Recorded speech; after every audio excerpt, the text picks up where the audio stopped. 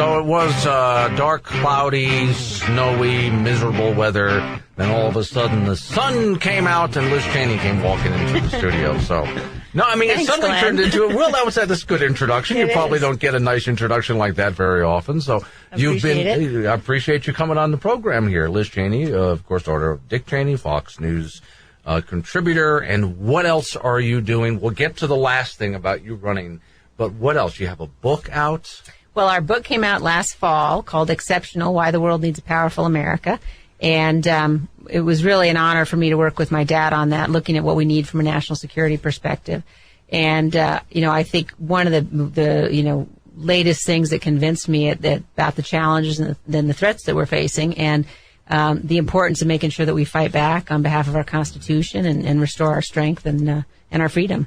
Okay. And then you and I have your father, 5 kids. 5? Oh. That's right. How, the key thing. We'll get to the campaign. How, with 5 kids, do you do all this? The books, the Fox News thing, the running for office? Well, it's I think you have a pretty high tolerance for chaos at the house, but the kids are great. And I grew up very much watching my mom and dad be involved in public service. And my mom, I remember as a little girl watching my mom write books at our dining room table.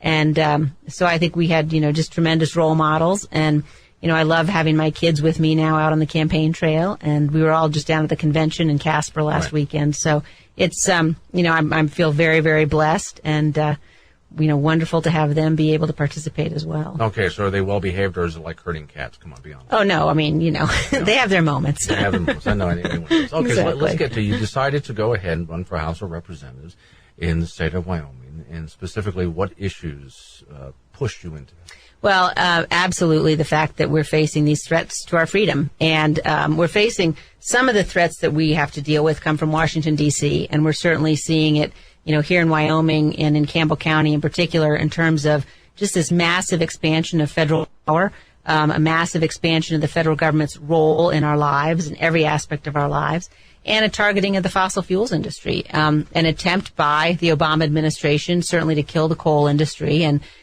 when they get done doing that, they'd like to move on and kill natural gas, kill oil. They think that we can fundamentally operate our economy using renewables, which is a fantasy. And our First Amendment rights are under attack. Our Second Amendment rights are under attack. So across the board, I think that if we don't stand up and fight back against Washington, if we don't send somebody to Washington who's going to be able to lead this fight on a national level, who's going to be able to fight on behalf of our freedoms and restoring a much more constitutional structure in terms of a limited role for the federal government, those freedoms are at risk. Okay, so we're here in Campbell County, Wyoming, which just recently received some of the worst news of any county in the state of Wyoming. Right. We're up to almost 1,000 jobs as far as just the mining industry is concerned. Then there's all the support jobs around that. Right. So, well, and then the oil and gas jobs that have been lost previously. So, no, it's been heartbreaking and devastating to this community. And, it is a direct result of the policies of Washington, D.C., and of a president who doesn't seem to understand that we actually need coal. We need reliable, affordable energy in order to make the economy run and in order to power the nation.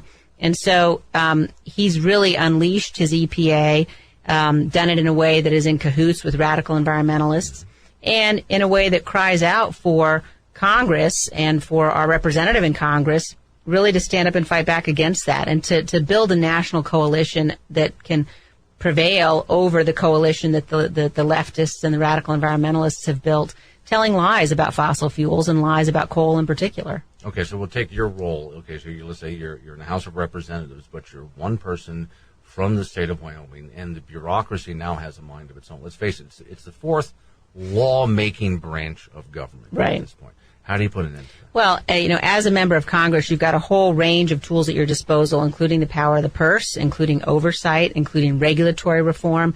And all of those things require leadership because, Wyoming does only have one voice. And so we've got to make sure that it's the strongest voice possible. We've got to make sure we send somebody to Washington who's going to lead on these issues.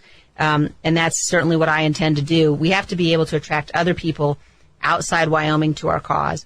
And that's partly education. It's being able to lay the facts out for people on a national platform, on a national stage, to explain why the coal industry matters so much to every American, live in coal country or not. to explain why we can't run our economy only on renewables, and to explain why, if the EPA can operate in the way it is in terms of targeting an individual industry, they can do that to the coal industry. If they can do that to our farmers and our ranchers, they can do it to anybody. And it becomes an issue of constitutional rights and freedoms that involves not just our energy industry, but really every aspect of our lives. Okay, so how do you stop them from writing regulation, and how do you get them to back off on the regulation that's already been written? Well, you sunset regulations that are in place, and you impose new rules and requirements for any new regulations that have to do with the cost of those regulations, that require that Congress review new regulations before they go into effect. You repeal the Clean Power Plan. I'd like to see legislation passed that would prohibit the regulation of carbon dioxide as a pollutant. So much of the damage the EPA is doing today is because they're regulating CO2 as a pollutant. And we need to abolish the EPA eventually. 85% of the environmental regulations in place today are being managed at a state level. And we don't need the EPA to do that anymore, and the damage that they're doing far outweighs any good that they're doing for the nation. Okay, but you imagine the screaming fit as soon as you come out and say we need to abolish the EPA. It doesn't matter whether you're speaking something true or not. The way the opposition is going to make that sound. Right, which is why we have to have somebody representing us who's going to be willing to stand up no matter the criticism that comes. And, what I found is that if you are armed with facts, the other side on these debates loves to scream and yell, but they don't have the facts because they just don't have them. It's not that they haven't done their homework, it's that the facts are on our side. And so if we are armed with the facts and able to make this case on a national level and willing to do so no matter what criticism comes, we can prevail. And we have to prevail, not only for the good of Campbell County, for the good of our state, and for the good of our country.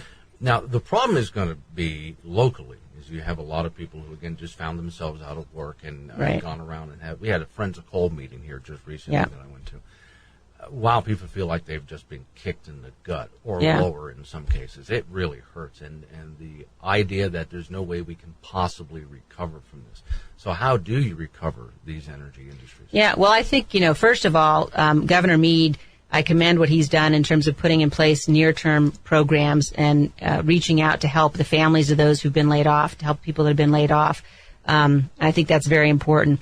But I think over the longer term, we've got to bring these jobs back. And the way you do it is by backing Washington off. The way you do it is by getting the regulation under control, repealing most of it, allowing our coal companies and our oil and gas companies, allowing industry to do what they do best, which is to provide the fuel the nation needs to function. And it's all related because once you're able to begin to move towards energy independence, once you're able to get our energy companies growing again, the economy begins to grow. What we need to bring manufacturing jobs back is affordable, reliable energy.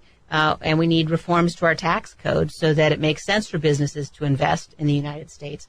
But we need a growing economy across the board. And fundamentally, the energy industry is the key to that in so many ways. And in the same way that you see the negative effects that ripple through the economy from these layoffs, you'll begin to see positive effects ripple through if we're able to get the federal government back really into the confines in which it belongs and out of these regulations that are doing so much damage. Okay, I'm talking to Liz Cheney, who's running for Congress in the state of Wyoming. So now the problem we're going to have is as you try to deregulate some of these industries, not just the pushback from within the industries, but you've got the lobbyists, and they come with their pushback. And then how do you find ways to get, or are you in favor of getting rid of subsidies for wind and solar? Ethanol is one of the tougher subsidies to get rid of. No, I think we've got to level the playing field, and I think we've seen billions and billions of dollars of taxpayer money wasted subsidizing renewable sources of energy. The Obama administration came into office determined that they could have renewables substitute for and overtake fossil fuels. And so they wasted tens of billions of dollars. And when that wasn't successful, when it was clear, the economy can't run, the power grid can't run on renewables alone, they moved to the Clean Power Plan just to try to kill the fossil fuel industry. And what we've got to do, I believe, is repeal those subsidies. We ought to be pursuing every form of energy we have at our disposal as a nation, but we ought to be forcing them to compete in the marketplace and to compete in a way that, that's what creates incentives for new technologies and innovation. But the government cannot be trying to pick winners in the way that they have been so, spectacularly unsuccessfully in the last 7.5 years. So how long does it take? You get the job, you're in Washington, D.C. How long does it take to undo all of this? It depends upon whether we get a Republican elected president.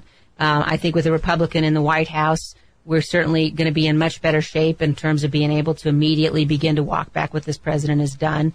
If, God forbid, we don't get a Republican in the White House, then it's going to be a harder fight. And I think that's all the more reason we got to send the strongest voice possible back there on our behalf, because then it's going to become a nationwide battle against the radical environmentalists. And, they'll view themselves as having an ally in the White House. So here's putting you on the spot, though. So are you endorsing anyone for president? I have not endorsed anybody, but I'm an anybody but Clinton person at this point. Anybody but Clinton person at this point. No, okay. No, I understand it. So, okay, then it's going to be a matter of fighting this on a state level, perhaps with a coalition of states. Well, you've got to have a coalition of states, but you've also got to have a national movement that stands up for coal. I mean, there's so much misinformation out there, so many lies that have been told. Most of the people who are fighting this battle on a national level have never set foot in a coal mine or in a coal-fired power plant. And we've got to fix that. We've got to make sure that people understand across the country how important coal is in the mix of fossil fuels to reliable, affordable electricity. I got a few more questions. Can you hang out for a few more minutes? Sure. Because I got questions on a completely different topic for Liz Cheney, who's joining us live in studio. This is a generic line. Back at it we go with Liz Cheney, who's joining me live, running for House of Representatives in the state of Wyoming. And if you're wondering, what district in Wyoming? The answer is the district. Yeah, the district in Wyoming. Some criticism. One of the stations we just picked up was a Illinois station. And I've seen on Facebook and some other places some criticism that you went out of state, places like that, to raise money for Wyoming. So what's your answer? Well, I'm really honored that we raised more money in Wyoming this quarter than anybody else in the race, that we have more donors in Wyoming than anybody else in the race. And the fact that I have donors from outside of Wyoming, I think, goes to the notion that I'm the candidate in the race who can really bring a national spotlight to Wyoming issues.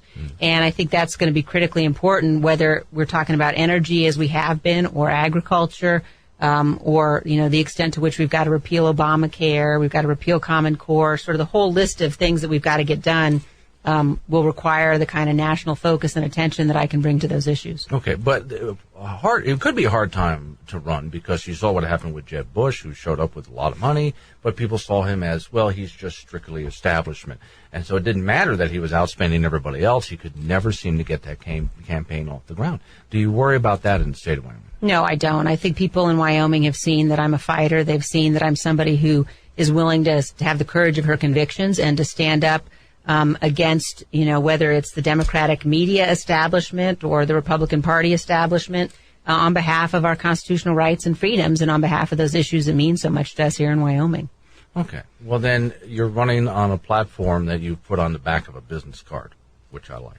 So the platform on the back of a business card boils down to what? To the need to restore our fundamental freedoms and our constitutional rights. And there's a whole list of things we've got to do to get there, but, protecting our Second Amendment rights, protecting our First Amendment rights.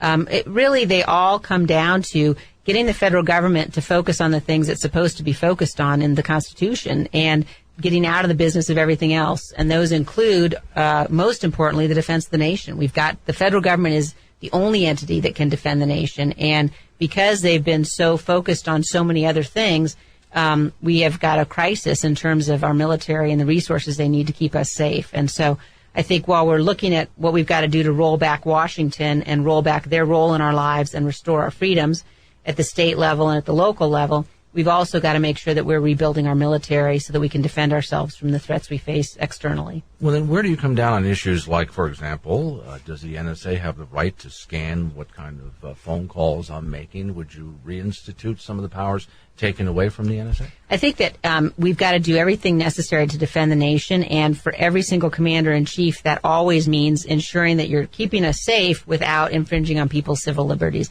And so you've got to answer that question, a program at a time. I think that there are too many things we aren't doing today that we ought to be doing. I think that whether you're talking about, the kind of resources we need to win the cyber war, whether you're talking about the defeat of ISIS, a whole range of issues and challenges we face threats we face and a president who's been unwilling to do what's necessary to defend us. Okay, Liz, thank you Great. for coming in. Her Thank staff you. is going to drag her off to other...